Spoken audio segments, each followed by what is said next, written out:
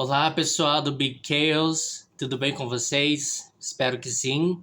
O meu nome é Gilberto Gama, tenho 33 anos e tenho bipolaridade tipo 1 mista. Eu fui diagnosticado tem cerca de 2 anos e eu vou estar relatando para vocês aqui um pouco a respeito da minha vivência desde a infância até os dias de hoje. Eu sempre fui uma criança dócil, mas sempre introvertida. Eu sempre tive dificuldade para estar com pessoas, sempre me senti diferente, sempre me senti fora da casinha, né? Sempre me senti fora do grupo, nunca me senti pertencente a nenhum grupo. Então, começando pela escola, no pré, eu lembro que eu tinha cerca de 4, 5 anos, eu fugi da escola. Eu consegui fugir porque eu não suportava ficar dentro da sala de aula. Eu me sentia diferente dos meus coleguinhas e acabei fugindo da escola. Só que a tia acabou me vendo na calçada e me trouxe de volta para a escola. E eu fiquei pé da vida com isso. Eu sou homossexual também e essa é uma questão também que pesou muito em toda a minha vida, muitos conflitos. A parte da religião também influenciou muito, me trouxe muitos problemas e com o tempo eu fui crescendo. Não tive eu nunca tive um referencial masculino, né? Eu nunca tive esse referencial de homem, esse referencial masculino. Então eu não sabia como lidar no meio dos meninos na escola. Era obrigado na aula de educação física a jogar bola e eu odiava, eu detestava. Eu me sentia eu me sentia destroçado tendo que fazer aquilo. Me sentia péssimo. E eu sempre sofri muito com isso. Apanhei muito por dançar a música da Xuxa. Apanhei de apanhar mesmo, de ficar roxo, com feridas. E o tempo foi passando, fui crescendo, foi passando o colegial, terminei o colegial. E aí falei, o que eu vou fazer da minha vida?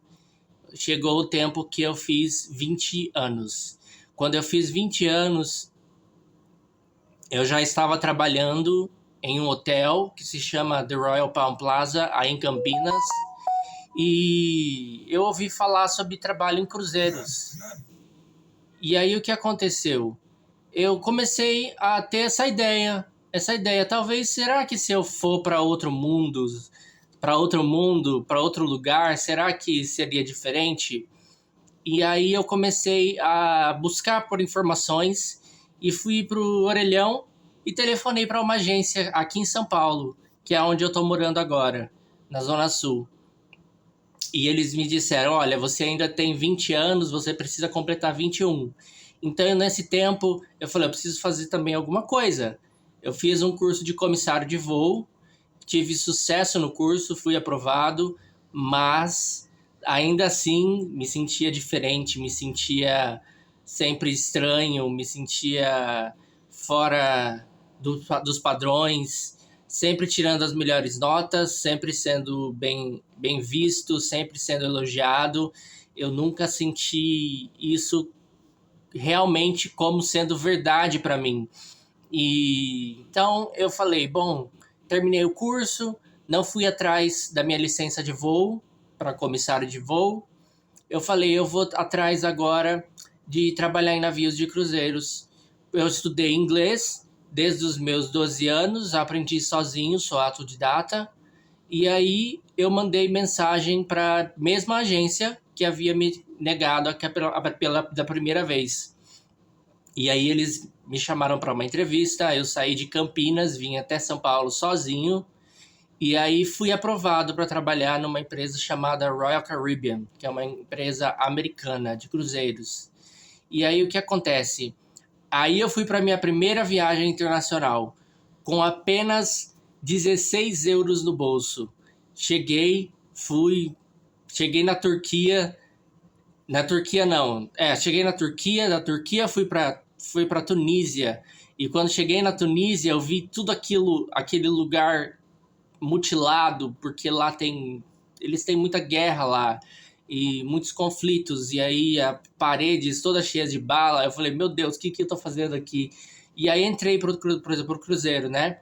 Comecei a trabalhar e daí fui fazendo minha carreira, fui fazendo vários contratos, trabalhei em várias empresas, mas sempre me sentindo ainda diferente, sempre tendo minhas crises que eu não sabiam que eram crises da bipolaridade. Eu sempre achava que eram coisas da minha cabeça, que eram manias da minha cabeça. E o engraçado é que eu sempre recebi excelentes retornos dos meus chefes. Eu sempre fui promovido, eu sempre consegui subir de patamar muito fácil nas empresas. E aí, depois de trabalhar em cerca de 5 empresas internacionais, eu acabei desistindo.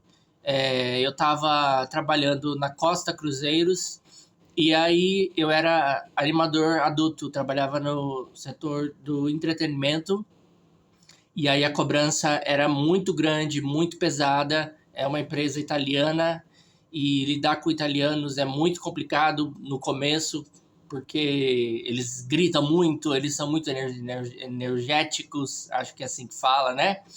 Enérgicos.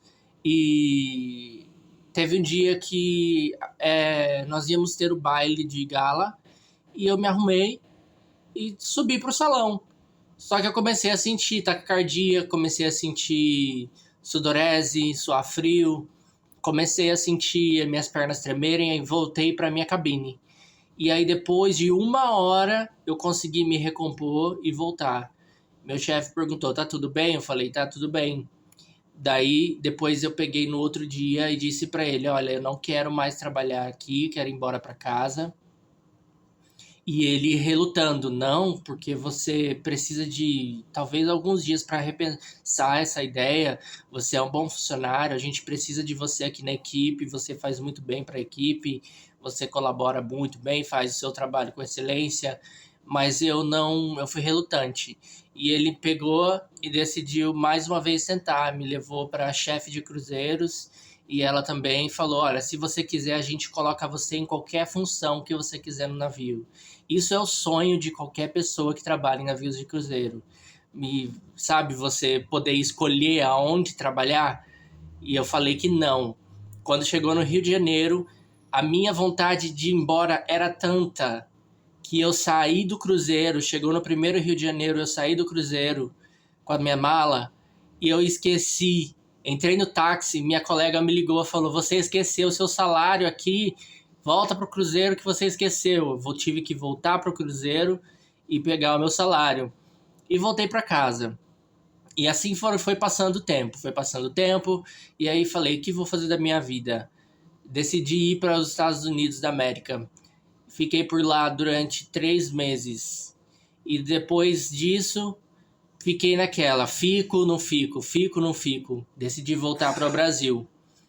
Depois disso, trabalhei também em uma empresa muito renomada no ramo de diagnósticos e aqui em São Paulo também, para pessoas da alta sociedade, artistas, pessoas famosas, pessoas da política.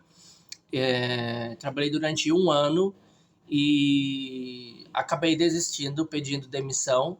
Depois de 1 ano, todo mundo ficou sem saber por quê, mas lá mesmo eu tive ataques de raiva, ataques de nervosismo, de, de pânico também, mas as pessoas não notam, as pessoas elas não dão aquela atenção, elas não percebem. E depois disso, eu estava com um processo contra as empresas que eu trabalhei. E aí eu ganhei esse processo muito rápido. E aí eu falei, eu vou voltar para os Estados Unidos. E aí eu voltei para os Estados Unidos e fiquei 3 anos lá. Fiquei durante 3 anos. Foram grandes desafios, trabalhei em várias funções, desde limpeza até construção pesada, demolindo coisas, demolindo casas, quebrando prédios. E a bipolaridade, ela não acontece do dia para a noite. São etapas, pelo que eu percebi no meu caso, são etapas, foram eventos da minha vida que foram passando e foram fazendo com que essa bola de neve fosse crescendo. Eu chegou um tempo, ah, há cerca de 11 meses atrás, eu já não conseguia trabalhar, eu, eu não conseguia trabalhar, eu trabalhava na construção. Quando eu estacionei meu carro em frente à empresa, começou a me dar esse pânico, vontade de voltar para casa, desespero, essa questão de sempre achar que alguém estava me observando, que eu estava sendo perseguido. E aí, isso aconteceu durante 3 vezes. Durante 3 vezes, meu patrão me deu uma chance para estar voltando. E na última chance, eu já deixei para lá e não voltei mais. E falei, e agora? O que eu vou trabalhar? Eu peguei e falei, vou entregar comida. Peguei aplicativo, como se fosse o Uber Eats daqui, né? E comecei a entregar comida. E aí, eu dirigi muito, muito, muito, muito, muito. Eu não sabia dirigir quando eu cheguei nos Estados Unidos.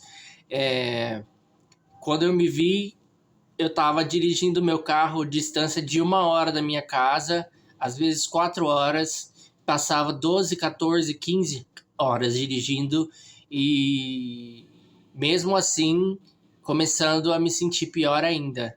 E aí não me sentindo bem, eu acabei não conseguindo mais trabalhar. E aí o que acontece? Na vida do bipolar, a questão financeira ela é sempre muito complicada.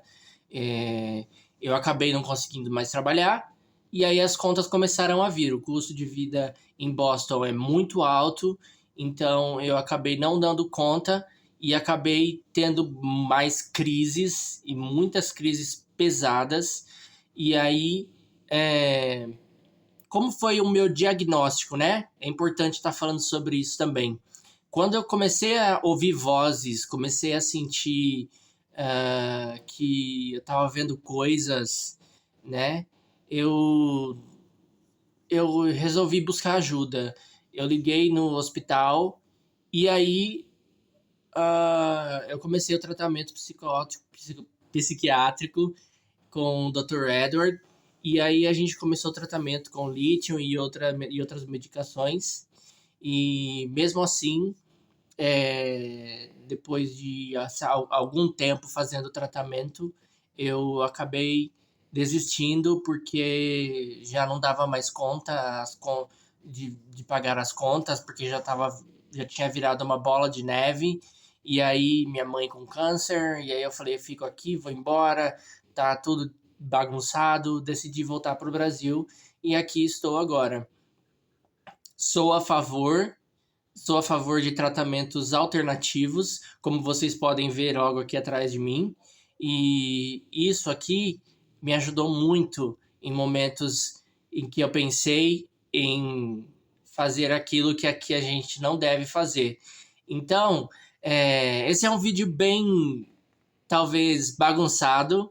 Desculpa se eu não consegui me expressar muito bem aqui para vocês, mas esse é um breve relato da minha vida. Tô fazendo aqui o tratamento no posto de saúde do Jardim Maria Estela, mas é muito complicado. Psicólogo.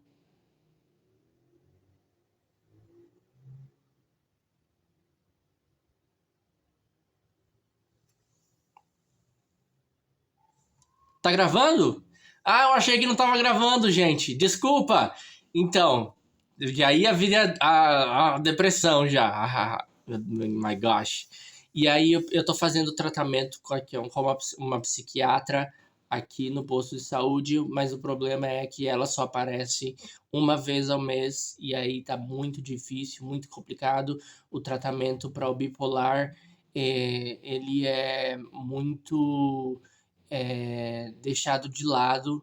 Eu acho que a sociedade deveria ter um esclarecimento maior sobre a doença e mais respeito porque ela é real. A bipolaridade ela é a mesma coisa que um braço quebrado. Ela é tão real quanto um braço quebrado. Então, fica aqui o meu depoimento para vocês. Espero que vocês se superem a cada dia. E um beijo. E, como sempre diziam lá nos Estados Unidos, it gets better, sempre melhora. Se você está passando por uma crise hoje, se lembra que amanhã pode ser um dia melhor do que hoje. Sempre se superando, lutando pela vida e lutando pelos nossos ideais. Um beijo para vocês. Valeu!